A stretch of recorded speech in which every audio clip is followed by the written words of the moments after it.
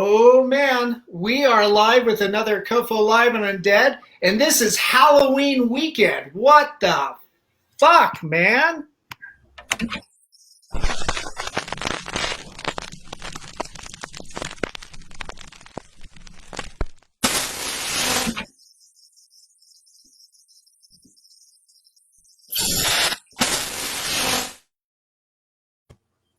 I'm your host, Daniel Crosier. This is COFOH Live Undead, and I'm here with my guest, Julie Anne Prescott. But first...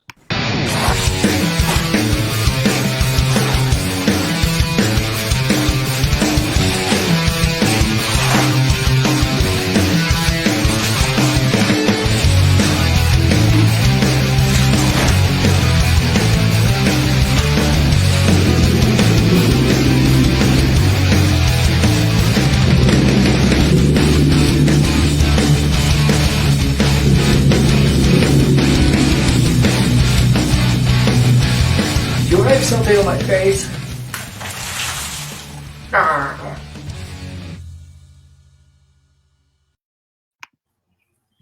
Julie Anne Prescott, how are you?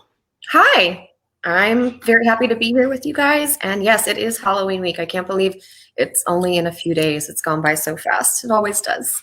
I know. Yeah, are you doing anything special for Halloween?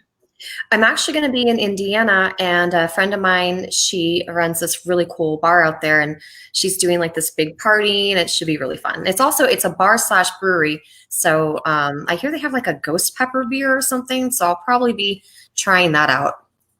Ow, that sounds painful. Probably. Oh, that's awesome.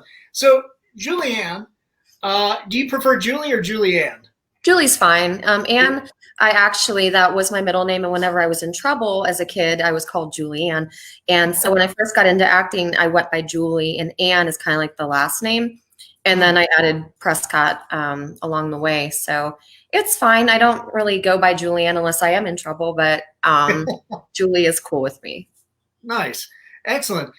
Julie, tell us a little bit about yourself, where you come from, and, how you got into, filmmaking and being an actress, and especially horror movies.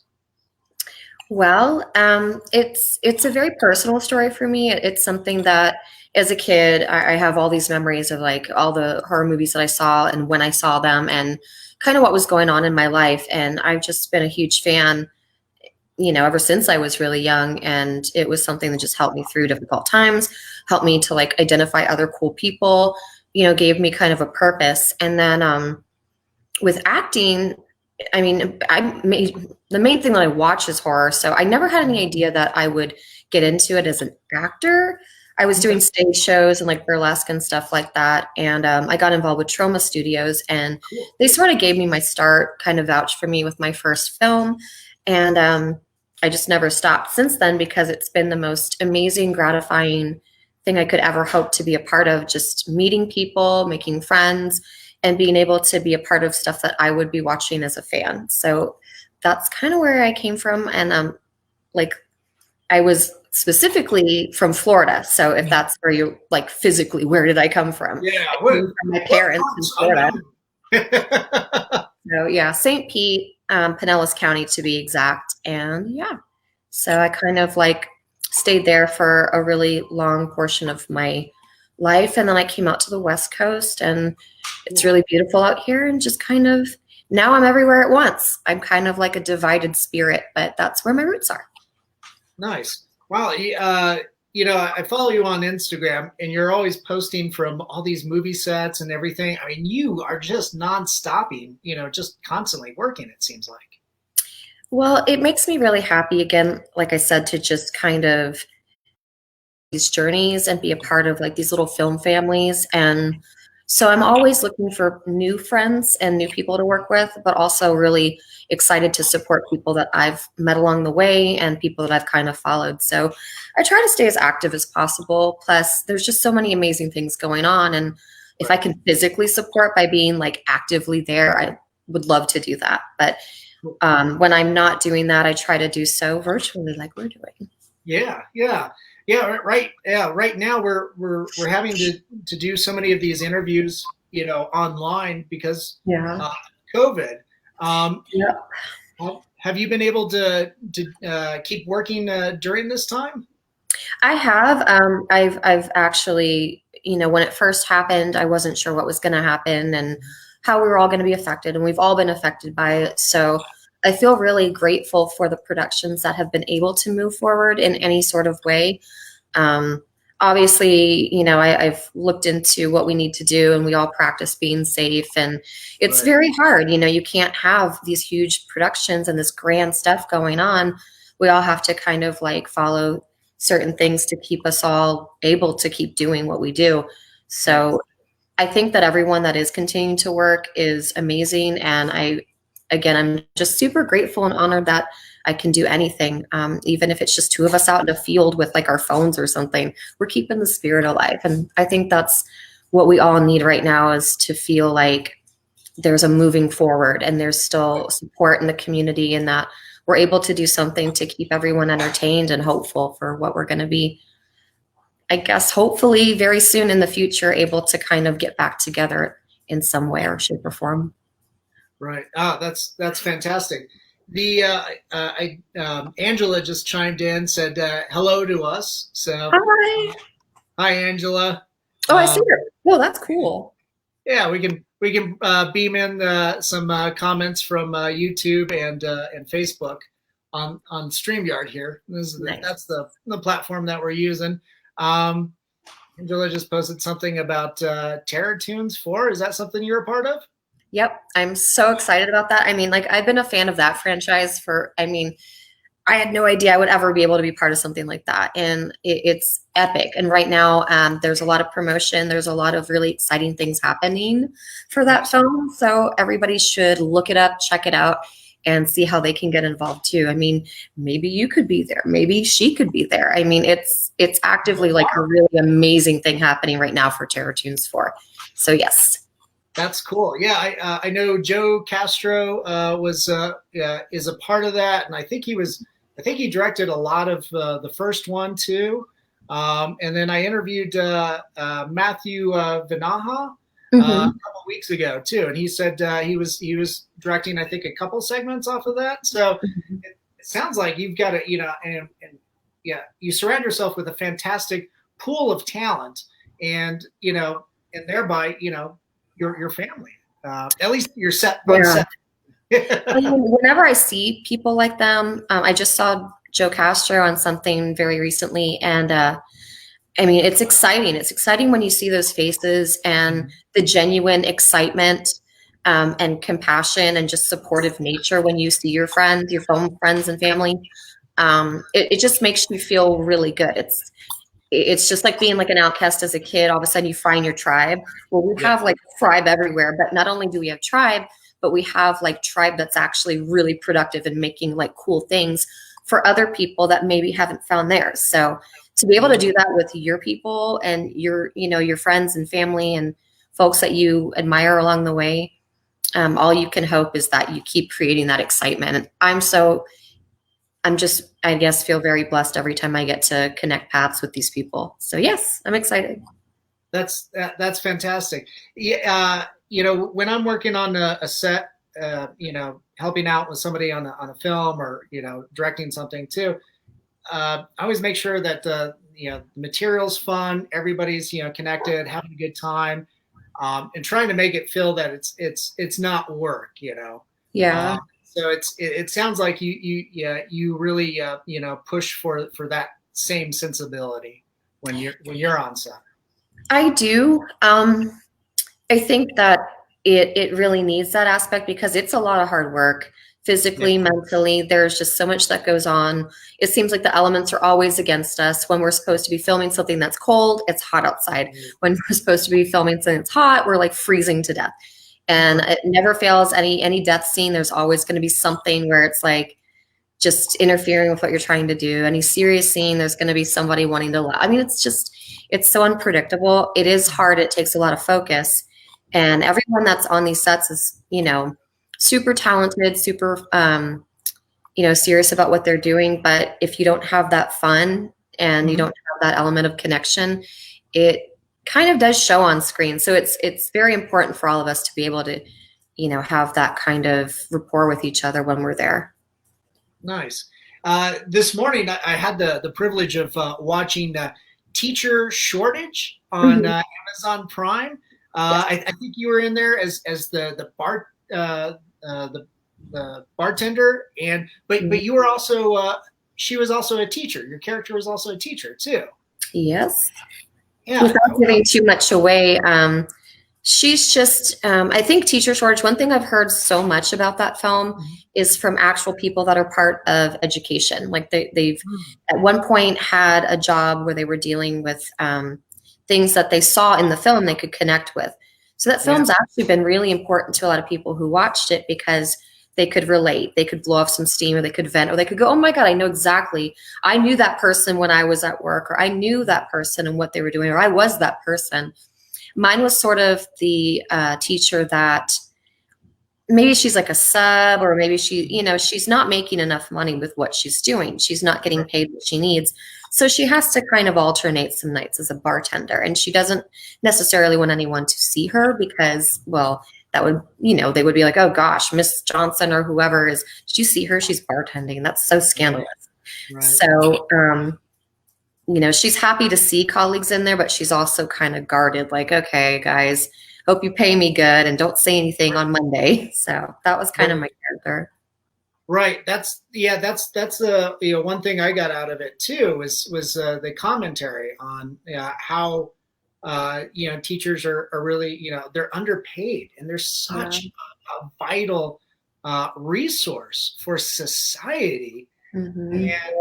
And to be I guess in one term devalued to the extent that they're already working like 50 hours a week. I mean, Yeah. when they go home, they're working, they're grading stuff, they're getting the next lesson plan, they're going out and buying supplies and stuff.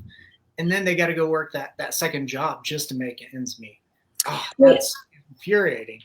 Right now, I'm really happy that the actual DVD release happened because I'm hoping that it provides some entertainment for some people out there. Because right now, especially, teachers are just stretched even further than ever before. They have no idea how to do everything that they can virtually. They're trying to do their best. So it's just a very strange time. And so I was really happy to see that a lot of people were happy, like, oh my gosh, I can get a physical copy. They're just kind of like reveling in this sort of thing that they can all relate to. And also fans of the horror genre. So they get to blow off steam. They get to maybe see someone they relate to kill someone or die, or something crazy happens. It takes them out of it, but also shows that there is an understanding in something where they are appreciated. And I think that's really important right now. So I was super stoked to see it came out yesterday on physical copy.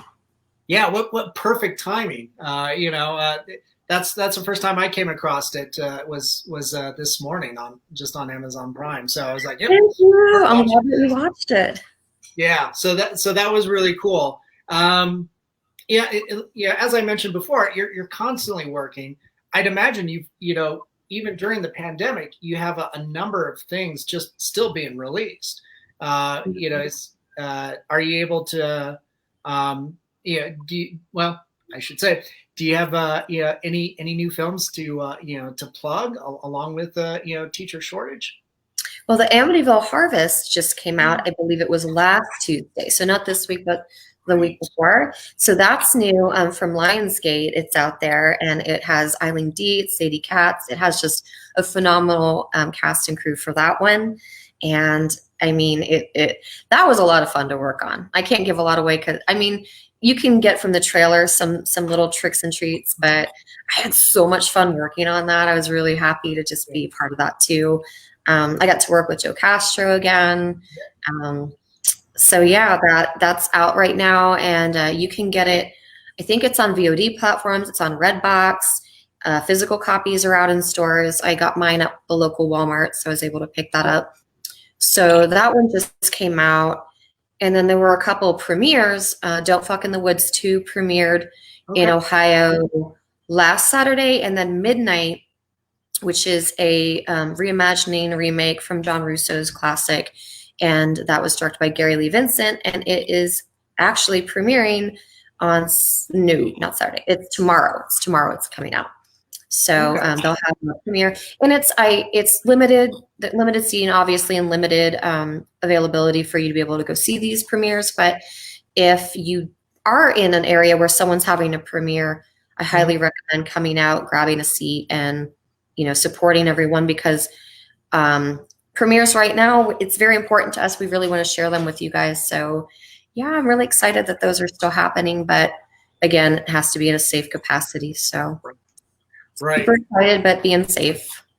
Yeah, most definitely. That's fantastic. Yeah, yeah. Obviously, the social distancing, wearing masks. I have yet to be in a movie theater.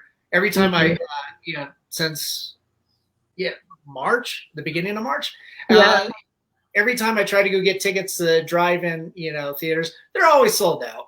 yeah, So at least they're that's really popular. That's been able yeah. to come back.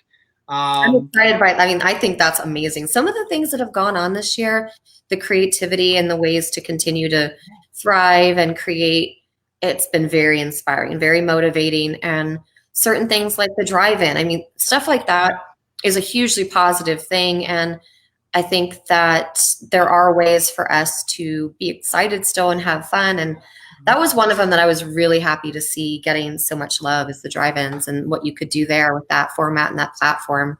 I've seen some festivals actually happen at drive-ins too. They're still, able to do it. oh, Yeah, oh, and that's the cool. guests, cast, crew, people, like supporters, everyone that came out, they would just be in their cars, and then they would go and they do a presentation, very limited and spaced, on some sort of like platform or raised area. I thought that was super cool. And those are things that I think no matter what happens with the world, we should continue to move forward with stuff like that, because Right, it's really awesome. Plus, I'm introverted and I don't always want to be in a big crowd. So stuff like right, that's really, a plus for me. I love it. right. No, I totally get it. Yeah, the whole situation, gets me. Yeah, I've got a healthy dose of paranoia and anxiety about this whole situation. Yeah. So yeah, I don't want to be in a big crowd either. Safety in the car and some distancing and stuff is helpful. Hmm. Um, a friend of mine did a screening of the original Candyman at Red Rocks a couple weeks ago. Oh, really? Oh my gosh. See, The drive. there's not enough hours in the day for me to be able to go online and like learn about things. It could be next door, and I feel like I'm still missing so much. Right, right. It's just constantly things going on, but I feel awful. I didn't see that. I would have loved to have like been part of that. Yeah, that would have been a lot of Yeah. fun.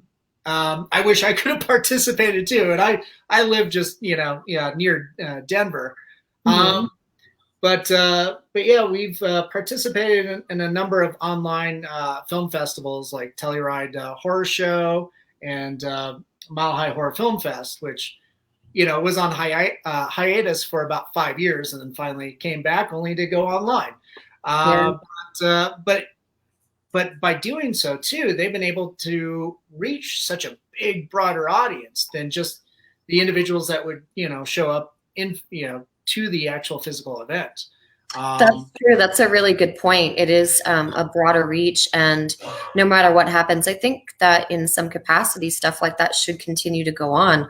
There should right, always be, again, like the virtual outlet is huge, and it does get you a way bigger audience and ways to reach people and have them be more interactive than maybe they might be able to do in person. Again, with not feeling like being so outgoing in person, there's people that are perfectly fine with not doing that. They would rather have a virtual platform.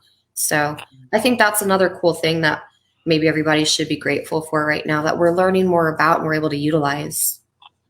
right, most definitely. I've been also not to go too far down this rabbit hole, but but a friend of mine has also been working on creating virtual reality environments so that Amazing.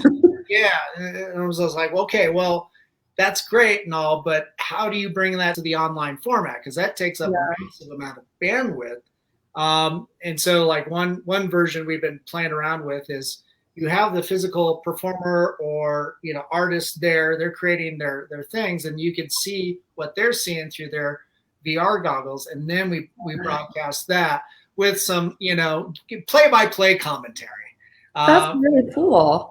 yeah, so there's there's ways to even expand on the existing technology and just make it fully immersive, even if you can't be there in the physical realm. But you know, going back to like the craft of film acting, Julie, what do you look at when you take on a role? Is there like a specific approach that you have to the script, or is it just something that strikes you in the moment?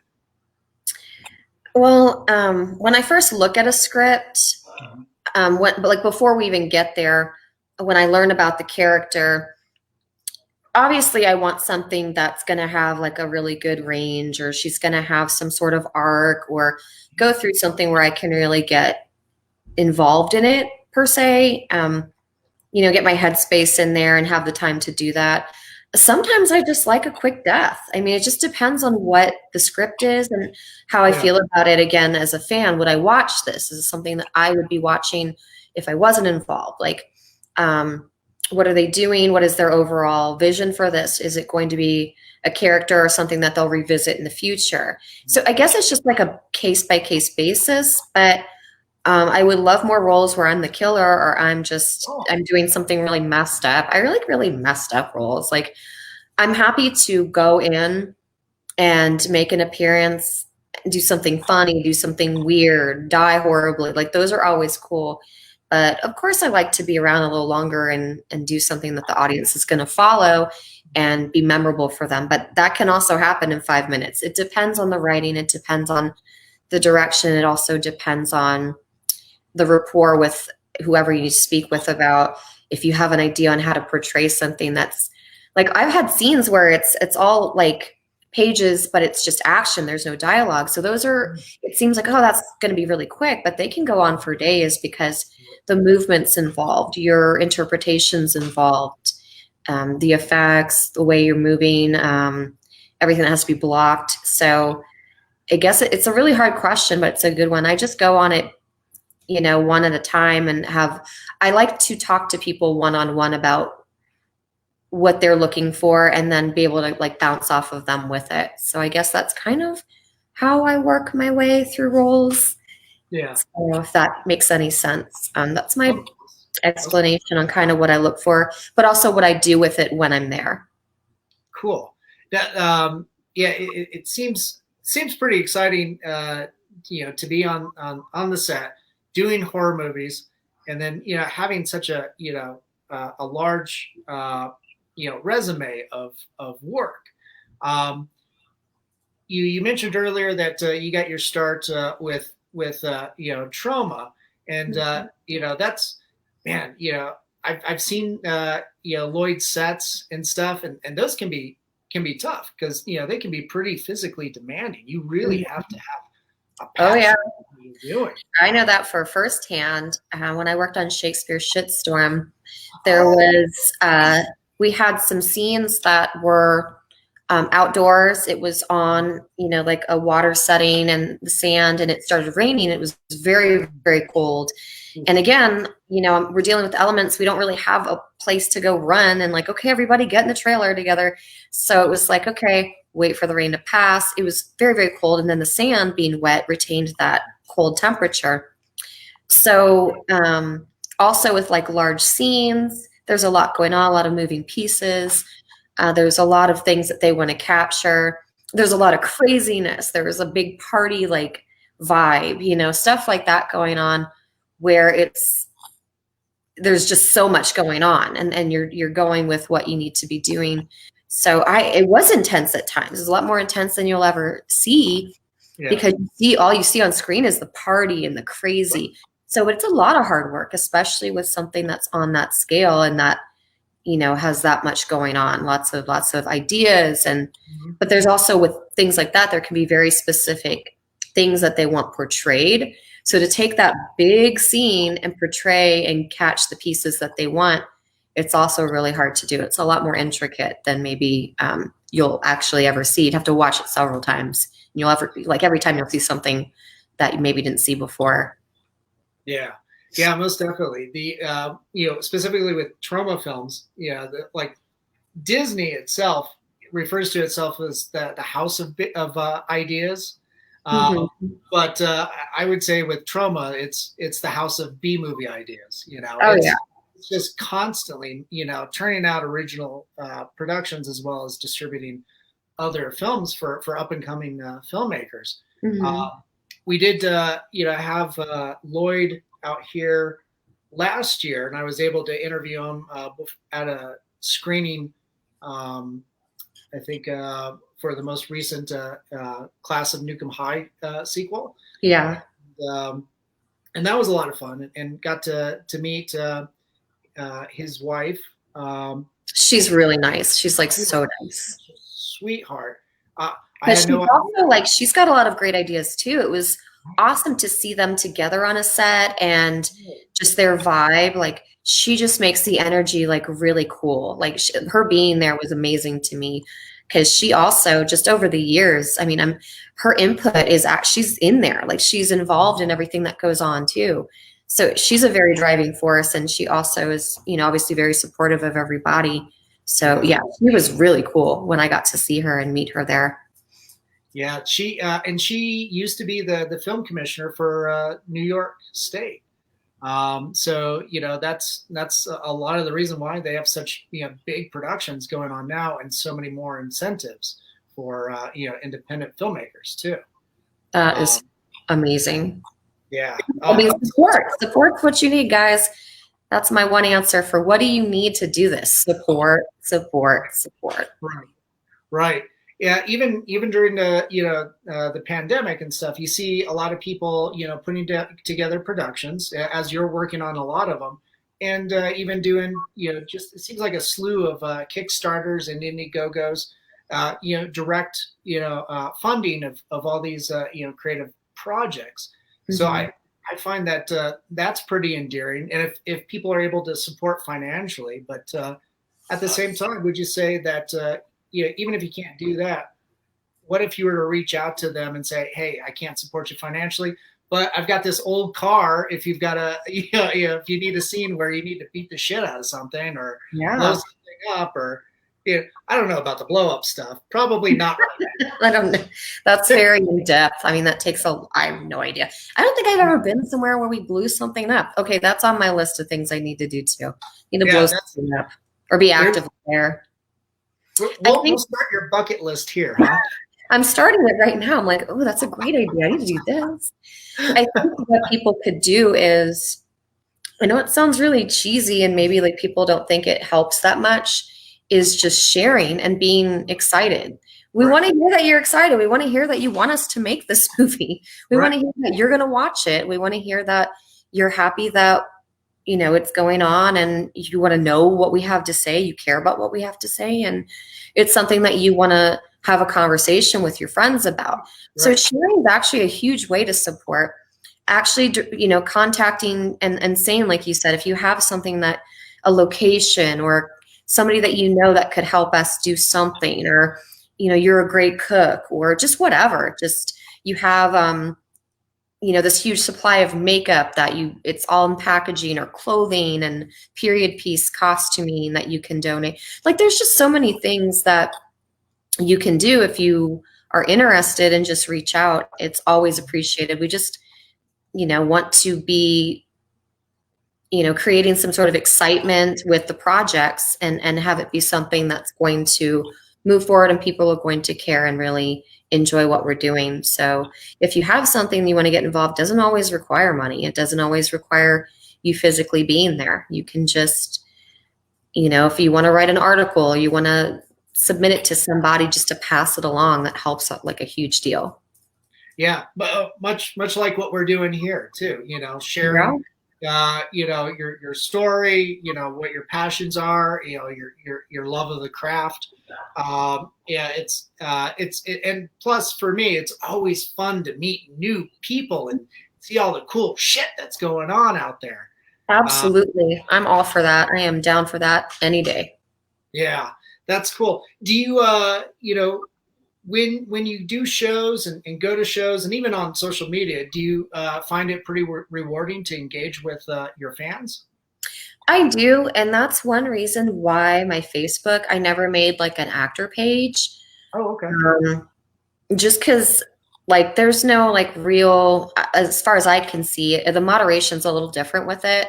And I started my Facebook page so that I could be more interactive with people, um, like one-on-one. I always said that I wanted to have fans who were also, I consider them to be friends.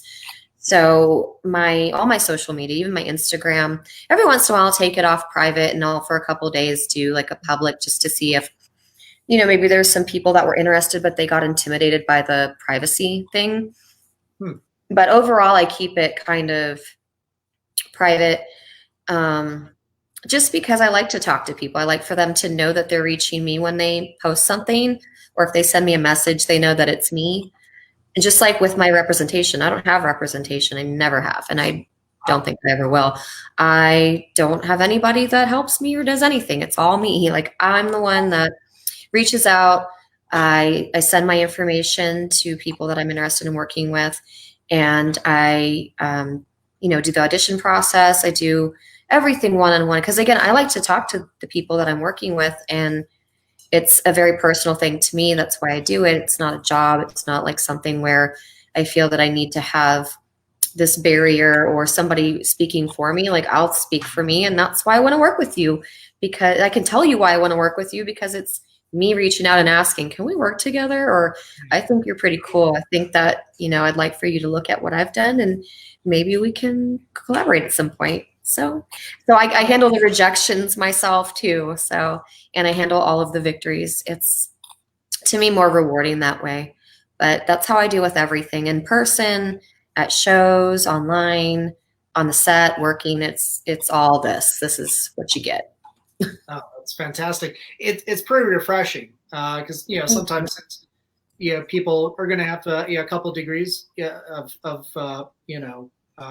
people to go through, to kind of filter out, and completely understandable. Oh my gosh, it's amazing. Like sometimes I wish that I did have, because again, I can't, there's so much in the day that I can't get done. I miss a lot of things. Sometimes I'm slow to get back to people. So there are times when I'm like, why am I doing all of this? It's one person. I can't possibly do it. So I do miss out on some great opportunities. Plus, the hair pulling out and the stress and all of it. It's again, it's a different thing. It's a different story when it's all you. It's just how I choose to do it.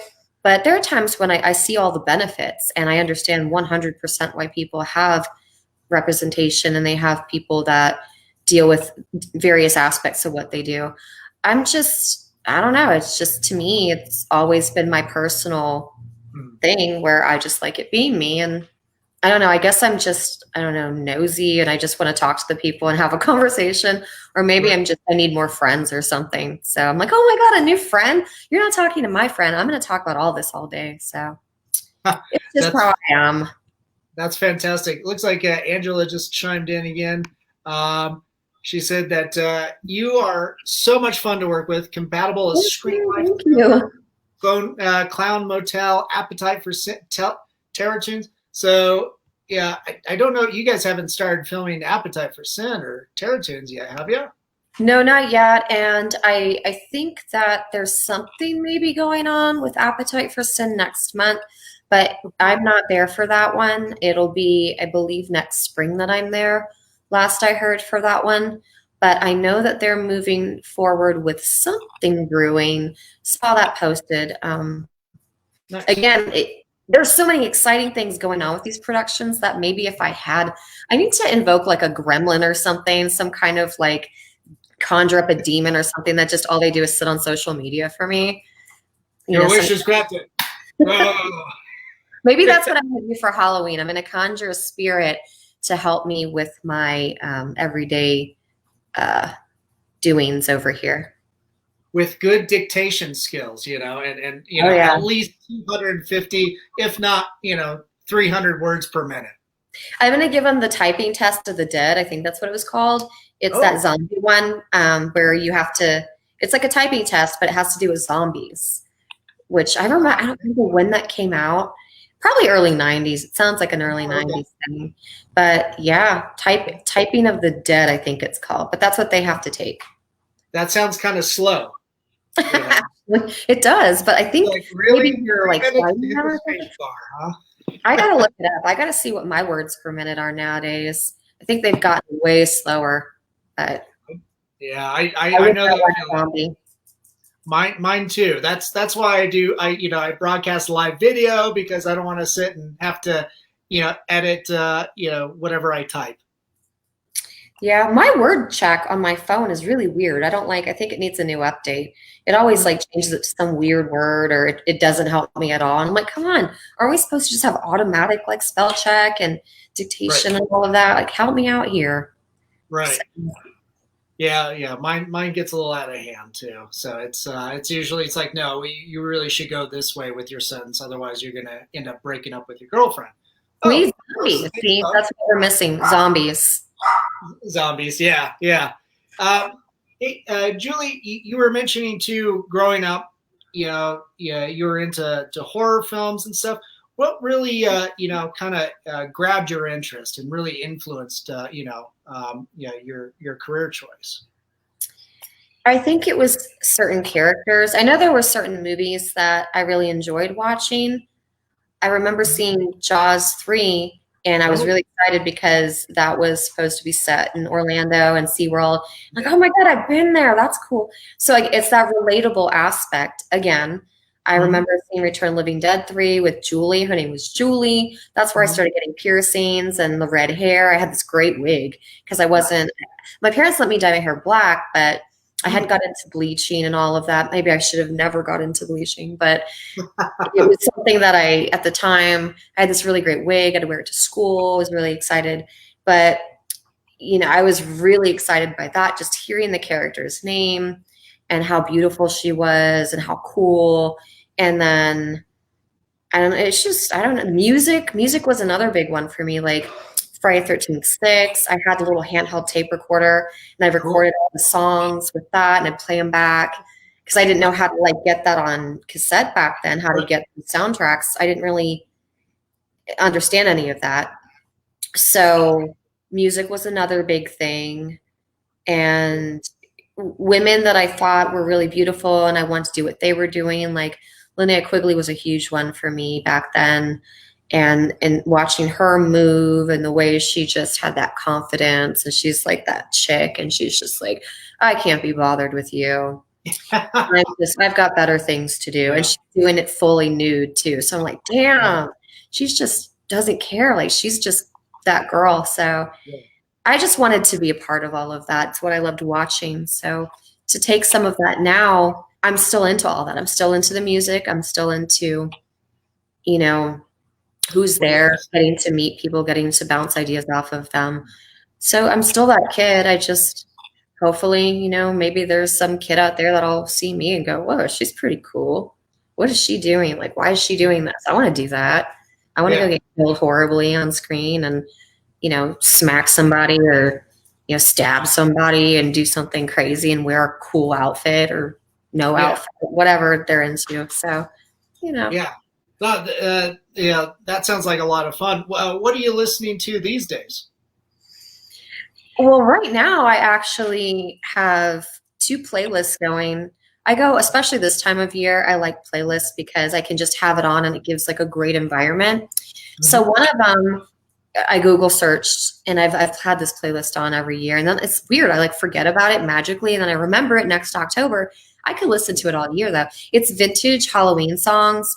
There's some Ooh, back from even like 1910 and then they go through like the decades and they have party music. They have just fall music, but it's nice. not your typical songs and stuff like that. So I have that going. And then I have actually two different, mainly 80s and early 90s horror soundtrack playlists. I just found one yesterday that has a lot of music videos, ones that I Oh, never even knew existed for songs that came from horror film soundtracks. That's something that I feel we are lacking these days. And I would like any of my films I'm working on to hear me out on this. We need yeah. music videos. We need music videos that have clips from the movie or have like the characters. That's something we can do. Make a music video that goes with the movie. Because to me, Yeah. I was always super excited by that. I was really excited to see the song, but also it had the clips from the movie and stuff like that going on. So I have a playlist going on. That's that one. It's like 70s, 80s, 90s. And then there's another one that's very heavy with the music videos. And so all three of those are kind of just alternating throughout my house. Nice. Yeah, the one that keeps coming up in my playlist is Ramones' Pet Cemetery. That's actually the first video, and the new one, the new playlist that I got, that's the first video. That one's usually in there. And then the song from Shocker is usually, that's a good one. I love Shocker. I feel like that's so unappreciated. People need to really give more love to Shocker. There's a couple. There's everything from Nightmare on Elm Street 4. That was another huge one when I was younger that I was in love with that soundtrack. I love Dramarama. I love Tuesday Night. I mean, there's a lot of great songs on that one too. There's just, I mean, I remember a lot of movies by their soundtracks. It's just that feeling of hearing the song, and the scores are amazing too. It's not just our MTV like hair band videos, which I all for that, but the scores are really great too. Instrumental, just that it gives a great vibe and it brings you back to the first time you heard the opening of a film. Yeah. So that's another one that I think is really important for people to look up, is just scores. You'll be surprised at how many chills you'll get just hearing like some music that just brings you back to a scene, and all of a sudden, like the first time you ever watched it and what it meant to you. Right. Yeah. The music can really transport you. It's the easiest. I think it's the easiest, vehicle to really transport you and kind of promote some kind of feeling or sensation, or put you in a mood, or even conjure up a memory. It's so timeless, and it's so addictive too. Having an intense score does make scenes. It does, especially scenes that you want to be memorable. That score, having that in there, it's vital. So I'm really about the music in a film. That's something to me that I'm very specifically drawn to. Right. Talking about this too, I kind of think of like the score by Goblin on Suspiria, and, of course, John Carpenter's score on Halloween, and, Psycho, the shower scene, very much in particular. That whole movie is really encapsulating as well. But yeah, even the little tidbits that you hear from Friday the 13th, you always reference like the theme music, the cha-cha-cha. Yeah. Just the simplest little tune. Maybe sometimes, and even more so than theme songs or songs that they played throughout the film, if you're at like a Halloween party, or you're just at like an event or wherever, you'll hear that score. You'll hear like just like the first few notes, and your brain automatically is like, oh shit, that's The Exorcist, or that's Jaws, or that's Halloween, or Hellraiser, or whatever you're watching. Even more so than maybe a song that was during one of the scenes, and you're like, that sounds familiar. It's a great song. But yeah, just a couple notes can make a huge difference overall. Yeah, most definitely. It's so impactful, and really, can stay with you. And even they were announcing I think a couple of weeks ago that they were remaking or doing some kind of distant sequel to Texas Chainsaw Massacre. And of course, that opening, little sound of like a saw blade type, or, it was like a violin, being the camera sound, the sound of the camera. Yeah. Oh, that's a camera sound. I believe it's a camera sound. It's supposed to be a camera sound.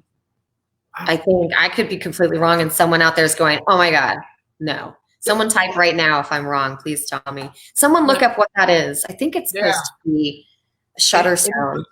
Yeah, anybody in the chat room, look up and see what the key Texas Chainsaw Massacre sound from the original.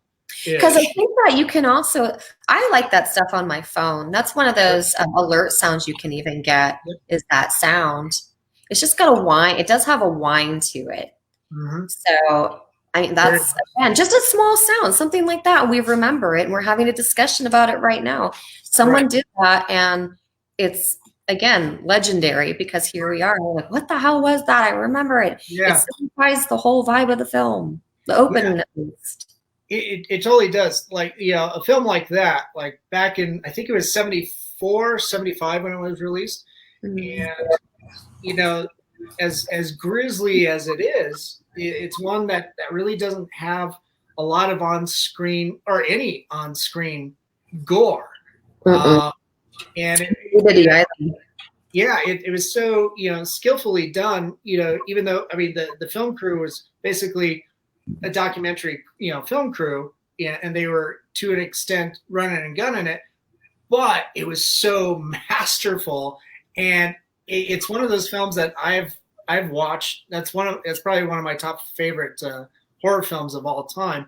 But I've watched it every year, and it unnerves me to no end every time I watch it.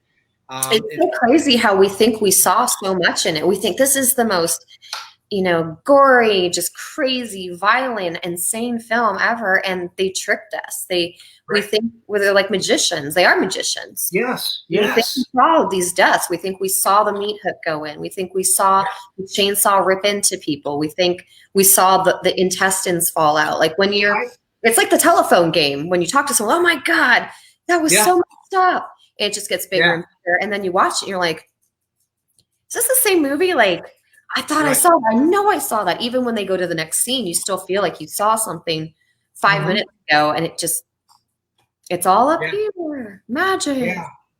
And then even with like Texas Chainsaw Massacre 2, changing the tone completely on its head. Um, you know, it's one of those that is pretty divisive for fans, Mhm. but I thought it was really endearing just because it's like, hey, we're not afraid to take risks, and it comes out a little slappier and slapstickier, I should say, and but man, it's still that one's a pretty fun film too. The characters are incredible. I mean, they're just absolutely incredible. You have an amazing female. You can watch her just go through all of this crazy shit and just get tired of it and go crazy. And Yeah, I love the car scene. That's one of my favorites. the The opening car is scene. nuts. And I They're mean, all action figures. you have all these crazy characters. You have amazing actors too. You have just like the best actors in this film all of a sudden just in your face and doing all of this intense stuff. And there was it to me, it was nice to have a little element of comedy. I like that in my horror films. I do love the serious tone, but it's cool sometimes to have them have a one-liner, have them be Yeah, totally like in your face, just doing something completely messed up and watching them going, what the hell is happening? On top of the scary vibe, just this brutal, disgusting, almost obscene mannerisms in these characters along with a scary ass movie. It's great. There's so many different things in horror that it depends on what you're looking for, and it can really help you through a situation, or that's exactly what you needed to watch that night. So I'm right. not stuck on any particular thing, and I never go into a film specifically being like, okay, this is what's going to happen. If it's not like that, I'm disappointed, or I know what they're going to do. I just kind of like wipe the slate clean and let them do what they do. Mhm. Yeah, that is a good point too. Like, a good horror movie can be excellent escapism. You're Mhm. having a bad day, or you're depressed. A lot of people are depressed right now. So Also human interaction. A lot of people are still, we forget that sometimes that even being virtual, it's hard to not have one-on-one contact. And there are a lot of people, varying levels that need that interaction that don't have it right now. It deals with depression, anxiety, or just having that connection. So films, and also what we're doing right now, it's, all we have. It's all some people do have right now, for sure. Right. Looks like Angela just chimed in. Looks like Diane is saying, the hammer on the wet pig. Oh, yeah. Huh. Okay. Oh, and the door slamming too. That door slam always gets me whenever I see the first Texas Chainsaw Massacre. When he Yeah. slams that sound and the abruptness of it, like that whole little sequence right there, just I don't think Right. there's anything like that. They'll never be Oh, able to replicate that. you talk about the sliding door when Yeah, Leatherface. with the sledgehammer, and then he slams the door. Yeah. That Yeah. to me, and then the burr, like the sound, like that's so severe. You can't It's replicate that. right. Yeah, it's pretty intense. The some of those films that I really like to escape in is along lines of like American Werewolf in London. Again, like the horror comedy, but that's Mhm. one that has an amazing soundtrack too of Oh, all it these does for sure. awesome songs. I just showed my son Lost Boys the other day, like this week. I've been making him watch certain things. Had him watch that. He really was like, I don't want to watch it. He watched Yeah. it, and then he asked me the other night, he's like, can we watch something again that's kind of like that? Because he liked the funny aspect. He liked the relatable kids. He's 16. So it was cool for like the relatable kind of aspect with the older brother and then the younger brother and the Frog Brothers.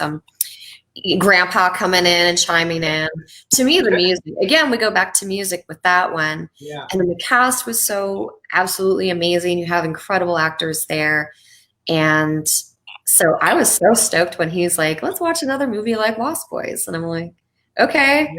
Well, there's not another movie quite like that, but he liked the comic relief in there and the adventure aspect and the mystery and kind of like the family bond going on. So all the pieces in there really worked well for him. So, and again, it's just what you vibe with. But funny, comic relief, I think even if you have a super serious film, just a couple moments, because everybody like this, it's great. But to have that little moment was like, okay, I can breathe again. And that was funny. And I like Bob. He was great. Just Bob's performance had me cracking up between all the awful things that happened. Right. Most definitely. It's I like that breath of fresh air. I sit down and I've watched maybe a handful of the Saw movies, and it just gets kind of relentless, and you get for me, I get desensitized, and it's just like I don't care about the who's getting whacked. I really don't care anymore. Yeah.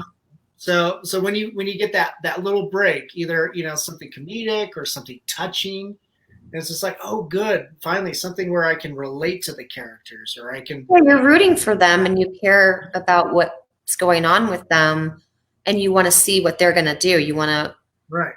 Does Jennifer live, or does Michael kill somebody, or does Stacy go insane and just start bashing everybody? It's just you want something to watch, and these characters are who you're watching. You're watching everything going on, but you're also watching them, and it's a story. It's people that were created, and a lot of times it's for a reason. The writer wrote them because there was a purpose and it meant something to them, and you want that to translate. You want the audience to care too. Right. And now I saw on your IMDb page too that your mom was a writer, and, and you did a little bit of writing too. Do you still write a lot, like scripts or stories, or?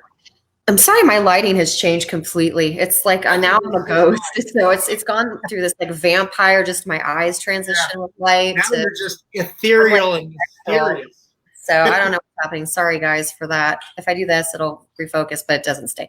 Okay, so I'm like a ghost of myself. But I am working on a script. I've been working on it for about 15 years. It's very important to me. And I had it all written out almost at one point. And then I moved and I lost it on the electronics that I had it saved onto. So let me turn this that's a little better.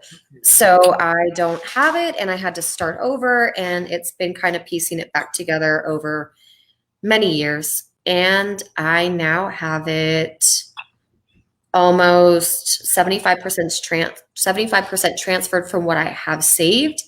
And then I have to go back in because it's over 100 pages that I have saved, and that's only half of the story. So I have to condense that, and then I have to write the other half. But the good news is it's all up in my head. It just has to come back out. So once it's transferred from paper, I can input the rest of it into my software by hand. So I'm looking at hopeful, and I've got to really make this happen, pre-production thoughts next fall. So have it done and transferred and finalized by summer, and then start putting into thought who I want to take it and create it and make it something that we can all watch from my Yeah. head to you. Oh, that's really exciting. Yeah, and the fact too that you've been working on it for so long, even though you had that interruption of the loss of the original. Yeah. The germ of it, that the nugget that that's there. I mean, it must be something near and dear and very strong to put so much love and attention into it. It is. It has a lot of message in it that I feel is really important that I want out there. It's also one of my favorite genres or subgenres, rather. I'm really drawn to movies that have to deal with the subject matter, and it has a lot to do with mental health. So that part I will say. And I lived a lot of the story too. So it's kind of got some autobiographical elements. And I can honestly say I can put a stamp of true story to a certain extent with other elements to make it, more entertaining and horrific and stuff. So I will give that away, and it's coming out. It's like just gonna happen. So Yep. I'm pushing myself every day to at least look at it and acknowledge it. And I've been working a lot, but I want to make that for other people to work on. And no, if I'm in it, it'll be very, very small. I don't know if I'm having any large production side aspect to it right now. I don't want to think about that. I just want to get it written and out. But I want to find people I really care about to take it on and do the rest, do the dirty work. Yeah, yeah. But I want it for other actors to explore and see what they do with it. I want to see what other people want to do with it as well once I get it out where they can do something. That's absolutely fantastic. I'm delighted to hear that you're working away on it. Thank you. We can't wait to see it, but at the same time, let us know how we can help. Thank you. And I will, because it's been very important. My whole career is doing that for other people, being that person, helping make it come to life. So this is my contribution back to fully give to other people and be like, here, I want you guys to go run with this and make it your own. And I want you to be a part of this little world that I've pulled together. Oh, that's fantastic. Looks like Michelle says, I will help. Thank you. I will definitely keep people updated as it transpires. Again, by New Year's, I need to have made some work. I'm putting goals in place for myself, but also I'm continuing to work too. And when I'm not doing that, spending time with my family and also keeping my own sanity and keeping my own, doing what I do, going and collecting crystals or lighting candles or petting goats or whatever it is I do in my free time. So. Oh, that's fantastic. Julie, it's been amazing having you on. And I got my face back at the end too. I got away from the light. I don't know if that's a good thing or a bad thing. Yeah, well, yeah. We'll take you any way we can get you, whether it's very ethereal or in the more solidified. I thought that I was becoming like an angel or something. I was getting all this positive light around me, and now it's like I turned away from it. Yeah, Angela was commenting on how translucent you recently turned. So I was literally translucent there for a minute, for like 5 minutes. You couldn't even see me. I was like gone. Oh, that's fantastic. And remind us where we can find what was it? Teacher Shortage is playing on Amazon, and the DVD is available.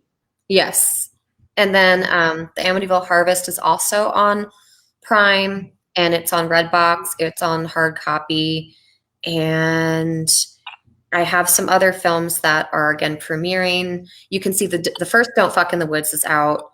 That's on VOD platforms. If you go to my IMDb, I always just refer people there because I don't have a website. I don't have all this stuff going on. So you can go to my IMDb and look at what I'm working on. And if you're on my Facebook, I post there. Instagram, I post there. So there's a lot going on. And I know that a lot of things, another movie, Ring of Desire, which is a big lead for me. It's also, I have a very nice role. She's not your typical crazy person that I would normally play. She's just going through a lot of shit. So I'm really proud of the take that I was able to have on that character for Ring of Desire. That one should have more information coming out soon, but there is a trailer if you look it up. Oh, fantastic. Angela was just remarking that there is an Indiegogo going for Terror Tunes 4. Absolutely. So everybody out there, go to Indiegogo, look up Terror Tunes 4, and support, great independent art. And it looks Thank you to everybody. Thank you to everyone who is, supporting film right now. I know it's very, very, very tough. You can share $5. There's some perks in there where you can do some pretty crazy stuff, though. I will say, take advantage of the perks, because right now you can bring us home to you. So we really love you guys for that too. And yay! Yes, it looks like Joseph here has just rented Harvest at Redbox, so he's watching it tonight. Yeah, it's a badass movie. It's got vampires. It's got cool people. It's got a lot going on. It's got Joe Castro effects. So I highly recommend it to everybody. And anyone who is on my page, feel free to comment, message, whatever. If you want me to answer any other questions that I didn't on here, I'm more than happy to do so virtually on another platform. But thank you so much for having me. I'm glad I could have this time to talk with you and show support for what you're doing too. Thank you for doing this. Oh, I appreciate it. It's I've been wanting to have you on for a while, and I know we've been friends on Facebook for a little bit. So it's been a pleasure, and it's always great to learn about, again, what you guys do, your craft, and all the cool shit that you do to enrich the world and make it a funner place. But go ahead and stick around for a little bit, and then everybody out. And here's the Indiegogo link too for everybody who might want to get a screen grab of that. But that's for Terror Tunes. Thank you for posting that. Yeah. Thanks, Kim. Thanks for posting that. So everybody out in the interwebs, thanks so much for tuning in and listening to Julie and supporting all that she does. Really, again, thanks for coming on, and thanks so much to Sumner Twins Talents for sponsoring the show, and to my producers, Stefan Santa Cruz and Amanda Armstrong. Everybody have a fantastic Halloween. Be safe. Be good to each other. Oh, you got a little pumpkin. I do. I have lots of cool stuff. I have like a TV that plays like little skeletons running around. I got all kinds of cool stuff. I mean, I'm just sitting on my bar right now, so I got all kinds of stuff. I got scarecrows. I got vampires. I got cats, witches. Nice. You've got all kinds of friends. I do.